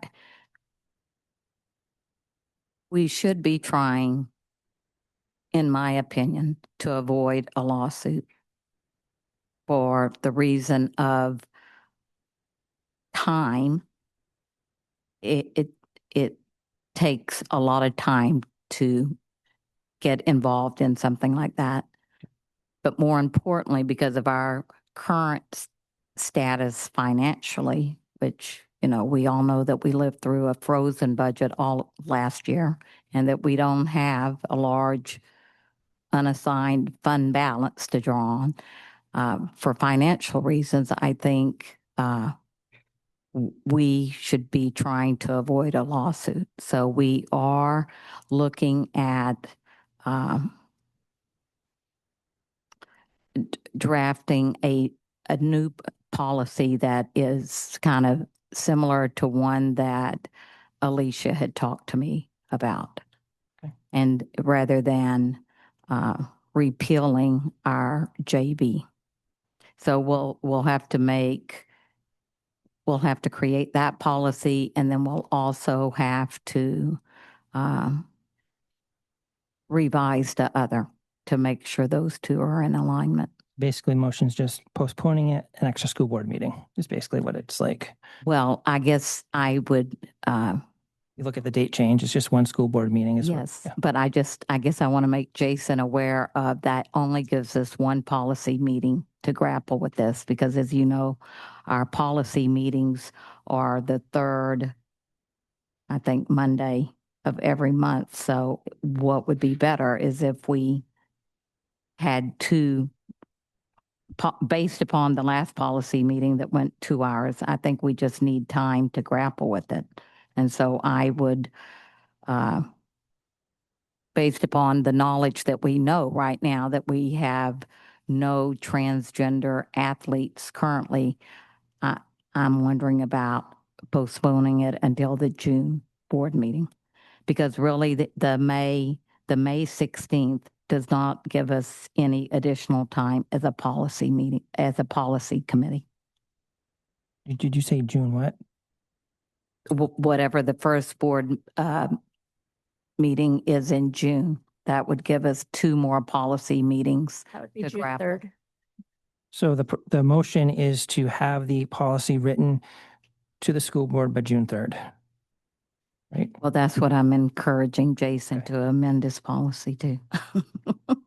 Yes, I would like to amend the policy to have it ready for June 3rd. That's fine. I can second that. So we have a second.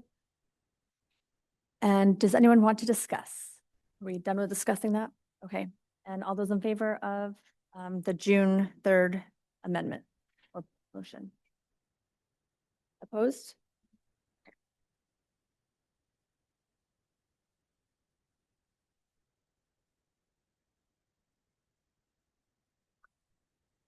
And we wrapped up with the discussion with regarding JB? Okay. So that concludes our old business. We'll now move into our new business. I'll entertain a motion to appoint a Winthrop School Board member to fill an unexpected vacancy with a term expiration date of December 31st, 2026. And that candidate will be Aaron Stortz.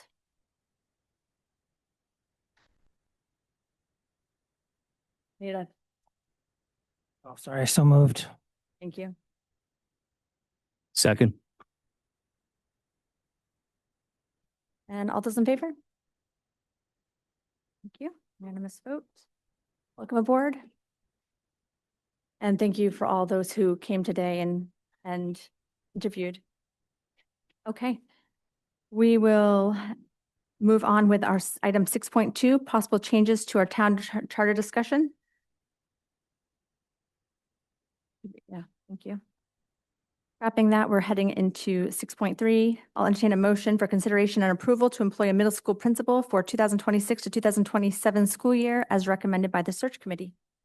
So I'm pleased to recommend Jay Charette for your consideration as the next Winthrop Middle School principal. Jay brings 25 years of experience in education, including time teaching at the middle school level, serving as an elementary and high school principal, and also as a school superintendent. He has expressed that middle level education is where his passion truly lies. One of his references described him as a highly motivated, reflective, collaborative, and dedicated professional committed to improving school culture and student learning. And Jay is standing next to Joe at the back of the room. He's here this evening. So we are excited about welcoming him to Winthrop Public Schools. And that's my recommendation. Okay. Do I have a motion? Yeah, so moved. And a second. Second. Thank you. And all those in favor? Welcome aboard. Jay, would you like to say anything?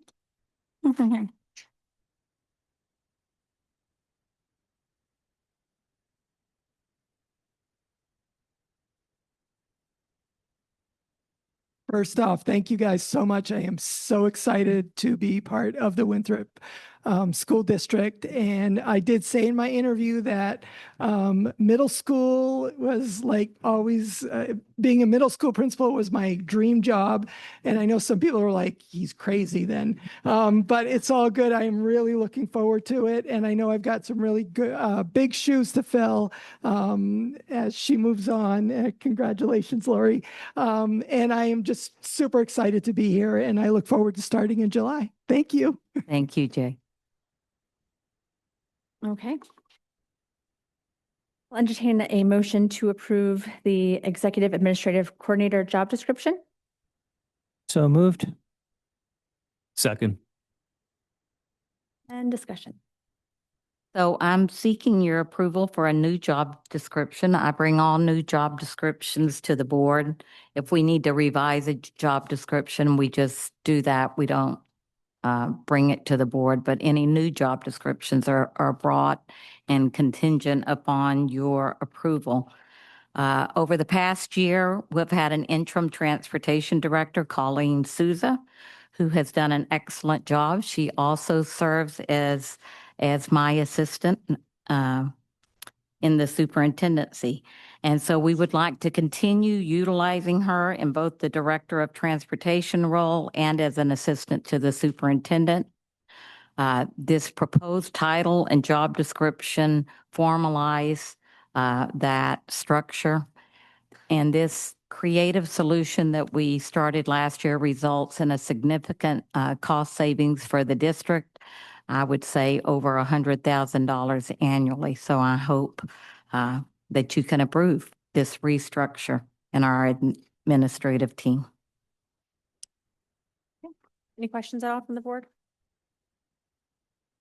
Okay. All those in favor? Yeah, What's that? we do a motion in a second. Yep, we did. Yep. It's a long meeting. Okay. It's unanimous. The motion carries. Okay. That concludes our new business. We'll go ahead and open our meeting up to public comments. Anyone who is in the room who would like to speak may do so at this time, stepping up to the podium. And do we have anyone? Okay.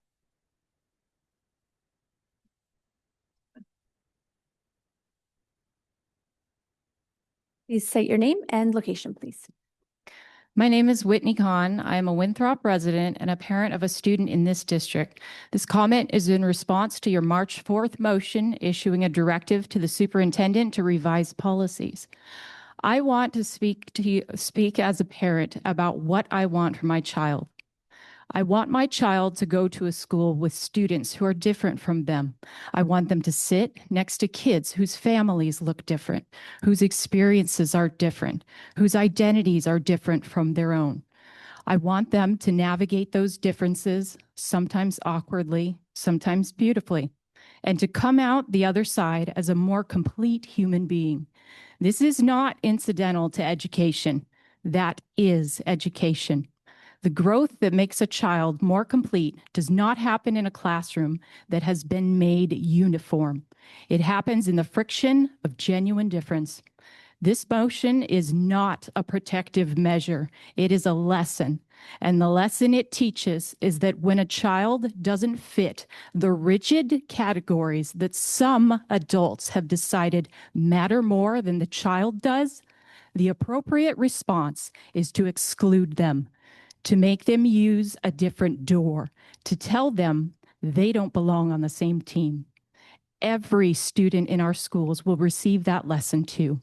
They will watch what happens when a child is made to feel they do not belong here, and they will take note. Some of those students will see themselves in that child. All of them will carry something away about what this community values. I am not willing to let that be the lesson my child learns here. I don't believe most parents in this community are either. The core values of this district, respect, compassion, integrity, responsibility, and cooperation, are stated publicly, and they belong to every student in it. I am asking every one of you on this board to model them, not as hollow slogans, but as the standard that you yourselves are obligated to uphold for every single child who walks into a Winthrop school without exception and without asterisk. Rescind this motion. Let the lesson you teach be one worth learning. Thank you. Thank you. Hi, my name is Colby Morrill. I am not a Winthrop resident, but hearing about the JV policy is definitely something very important.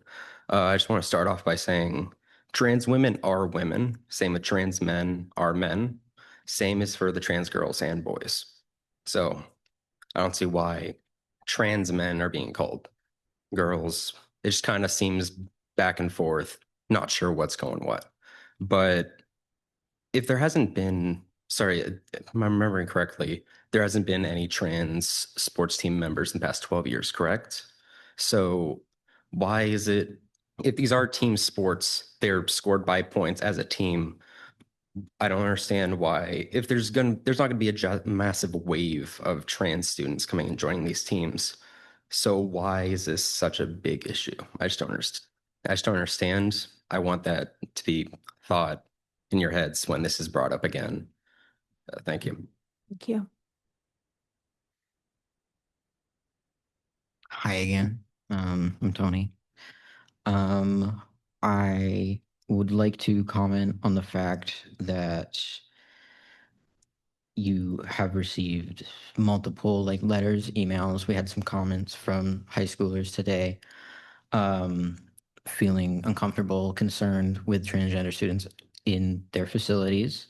And then we, after the fact, concluded that there are no transgender students currently enrolled athletically. I feel like that proves my earlier point that the board is falling victim to manipulation from these political organizations. And I also would like to comment on the board's consistent use of referring to transgender girls as boys. This is inaccurate and discriminatory. That's all. Thank you. Thank you. Hello again. My name is Kat Hoy. I'm a resident of Winthrop and I'm short. I just had two comments speaking to the inclusivity of sports, both at the local level and at the national level. My first is about the Maine Principals Association, which in 2013, so 13 years ago, instituted what was then called a transgender participation policy.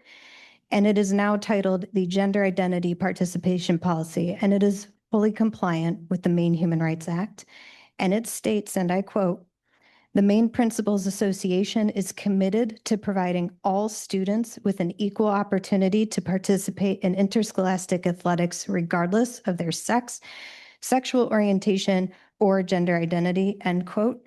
And the policy continues, quote, "A transgender student shall be eligible to participate in accordance with either their birth sex or in accordance with their gender identity, and a non-binary student may select the gendered team on which they feel most comfortable participating." So for 13 years, we have accepted transgender students in our sports.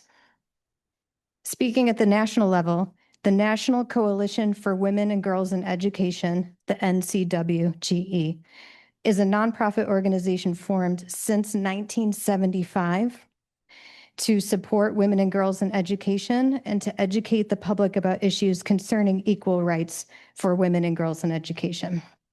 And they quote, "Support the right of transgender and non-binary students to learn in a safe, non-discriminatory environment, to use names, pronouns, and identification documents consistent with their gender identity, and to have full and equal access to sex-separated activities and facilities consistent with their gender identity, including athletic teams, bathrooms, and locker rooms, and to have their privacy protected in all education records," end quote. Thank you. Thank you. Hi, Bethany Druin, Winthrop resident and parent to students in the Winthrop School. Libby, thank you for going against a clearly one-sided board that we have here. It's very frustrating to sit and listen to people fumble about with their words, not even knowing what they want to say, except for making it so students can't do something, and trying to make policies when we can't understand what our motions are, what we want the policies to say, what we're even trying to do. It seems like no one sitting here has a clear understanding of what any of the motions even mean, what we're trying to do, what we're trying to accomplish. We heard from numerous people that there's no issue that we're trying to solve right now. I'm saddened to see these girls say that they're scared. I'd like to know what they're scared of. If we don't have transgender athletes, then what are they scared of in their bathrooms? What are they scared of in their locker rooms? It doesn't seem like there's a fear. It seems like there's a manufactured fear coming from outside sources that, for whatever reason, is pushed into our school board and trying to affect our community when the demographic that you're protecting people against doesn't even really, there isn't one here. So it's might as well say that kangaroos aren't allowed in the locker rooms because there's no threat. We're protecting people. We're building policy to protect people from a threat that does not exist. I'm not even going to talk about whether that threat would be real if there were transgender athletes, but it doesn't exist. So even if that was a threat, it's not a current threat that we're experiencing. So there's no reason to rush policy that could harm our students and could cost our taxpayers money. Yeah, thank you. Thank you.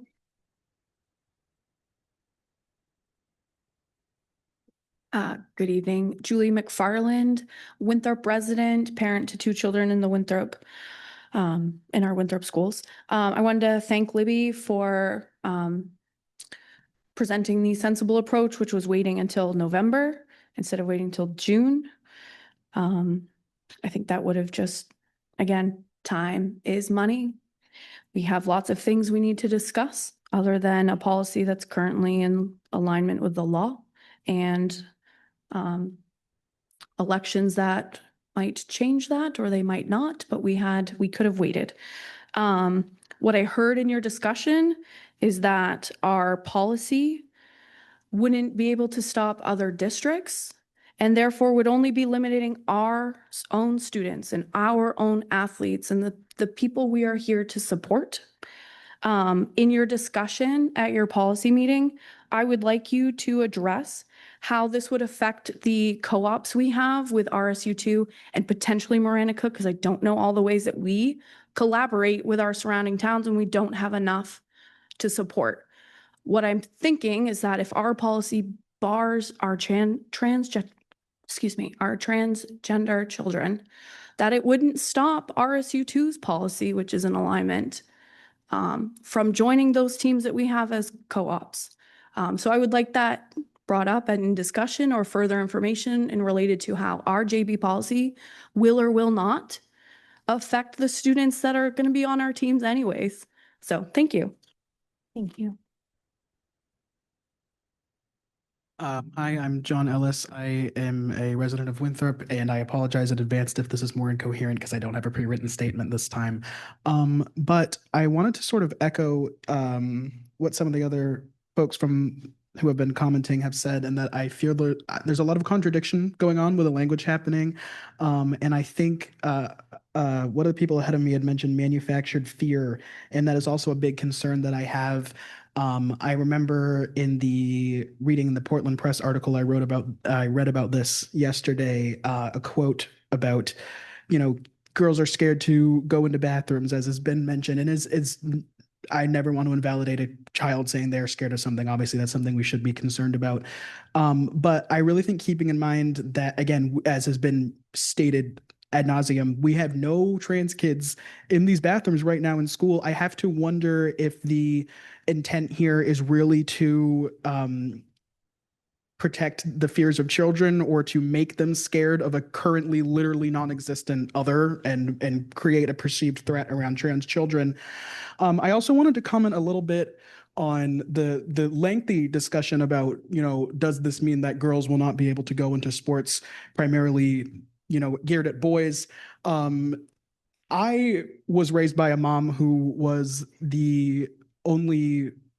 she was the girl who was playing on boys sports when she was growing up. She's a black belt. She does boxing. I really, John, we just asked you to wrap it up in the next sentence or two, please. okay. I guess the other thing I wanted to mention is I think a lot of bias is being shown that it's from like repeatedly mentioning only trans female athletes. There are also trans male athletes that get thrown into these situations.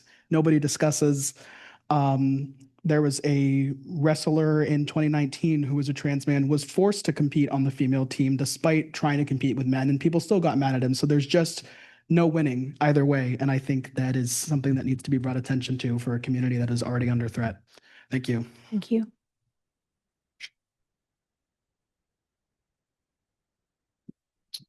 Good evening. My name's Steve McDermott. I'm a resident of Winthrop. I want to talk about just something that seems to have been passed over pretty early in the meeting.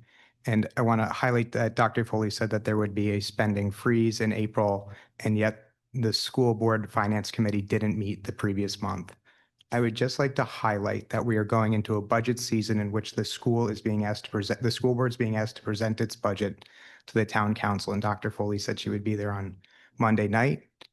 And no school board members offered and asked, "What do you need?" when she stated that there might be opposition from the town council. No school board member asked how they could best advocate for the best educational outcomes for our students in town. We did not have a finance meeting. We are going to have a spending freeze. We have administrators and athletic directors and teachers here tonight who are being asked to do more with less every day. How are we supporting them? How are we ensuring our good financial and fiduciary health of the district to ensure that our students are graduating with opportunities? I know many of you, I am not from here, many people know that, but I know that there are many people who have been here for a long time, generations.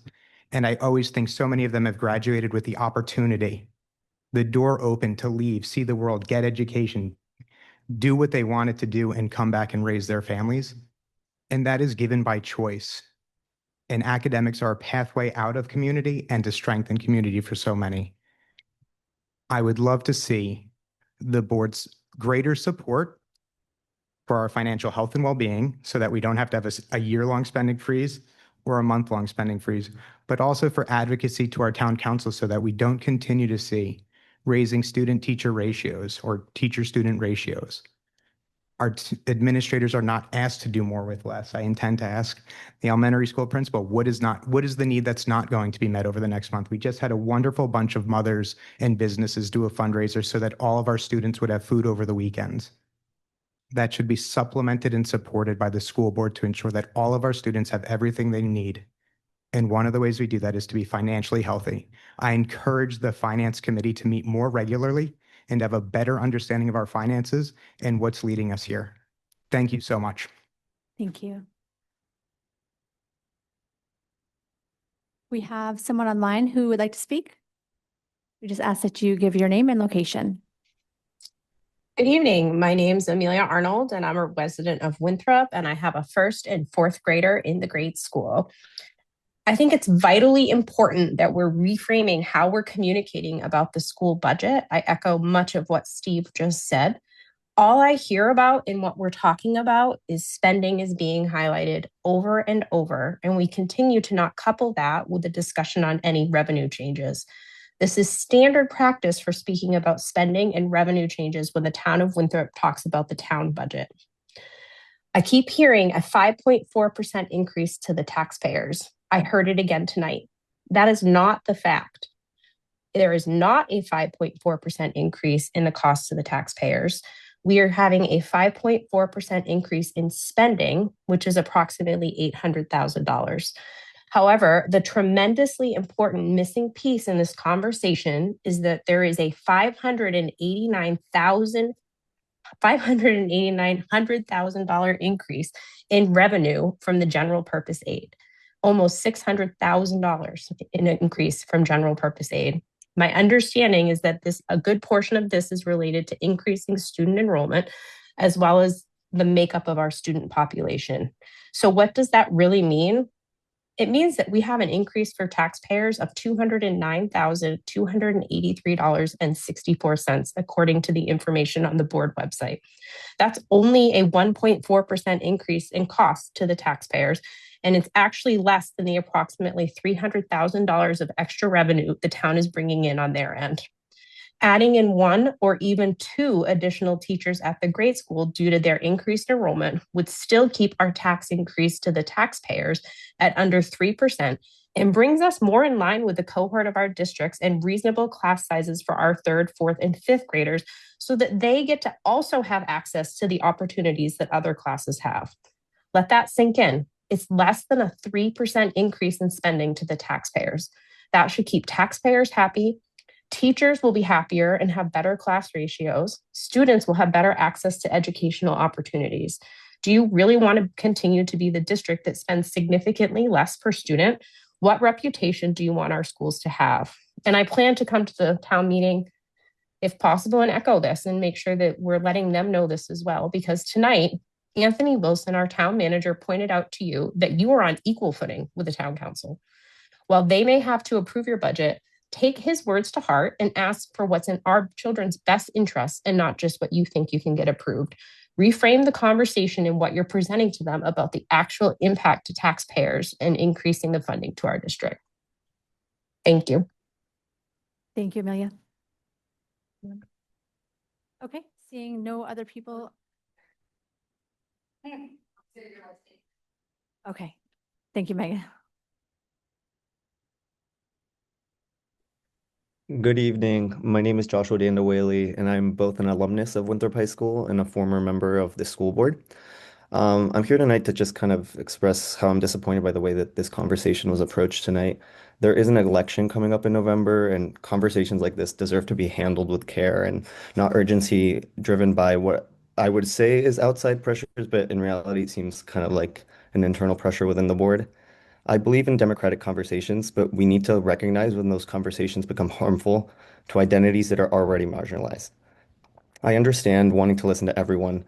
I've been a part of the board. It's been a part of my responsibility as a student member, but being part of this community, I have not seen transgender students as a source of harm.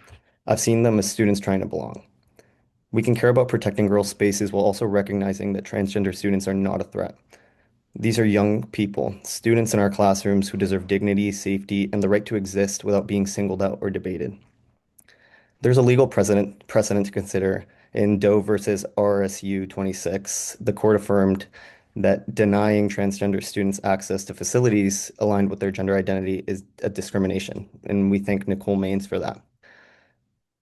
I want to say this directly, like when policies like these are shaped by fear rather than facts, they risk becoming exclusionary. They just plain out are exclusionary. Families notice that districts are perceived as unwelcoming or bigoted, and they do not attract strong, diverse communities. Instead, they drive people away, and they drive away taxpayer dollars, which do in fact affect our enrollment, our funding, and honestly, the resources available, including sports, which is really seems to be the main conversation in this meeting. This decision is going to outlast you guys. Administrations change, but the message that you guys send to students stays. And it also builds how students then build their notion about these identities in the future. Thank you, Libby, for advocating for this group of students and honestly for the most rational-headed way of approaching this subject. I just ask you guys to pause in the time that you take to revisit this policy. Please consider all the voices, especially those that are marginalized here in this nation. Thank you. Thank you, Joshua. Okay, go ahead and we will close our public comment section and at this time open it up to school board comments and any possible additions to future agendas.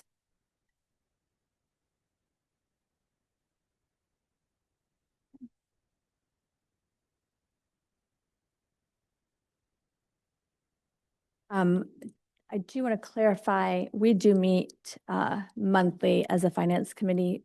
So when Tim said we did not meet, that just means that we didn't meet since the last meeting. And so we do meet regularly. Maybe we could talk about if there's a need with Dr. Foley to look at that. I'm certainly open to that suggestion. And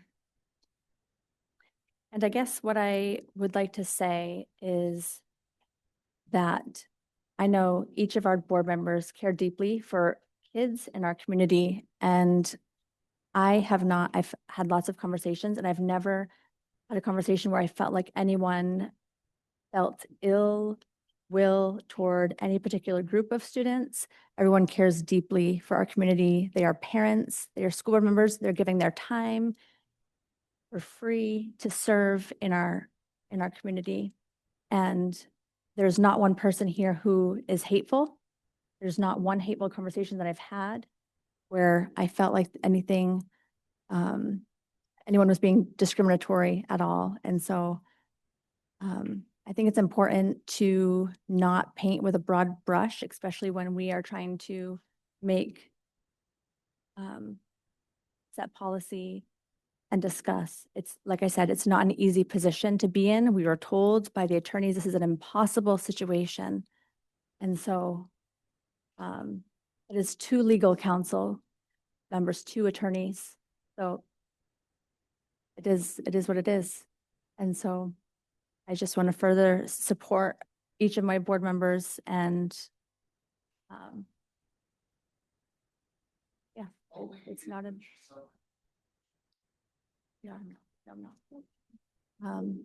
so without further ado, and it looks like we don't have any more school board comments or additions to future agendas. Unless you want to say something? No. Okay. We'll go ahead and close our school board comments. There's no executive session today. So without further ado, I will close this meeting at 8:05.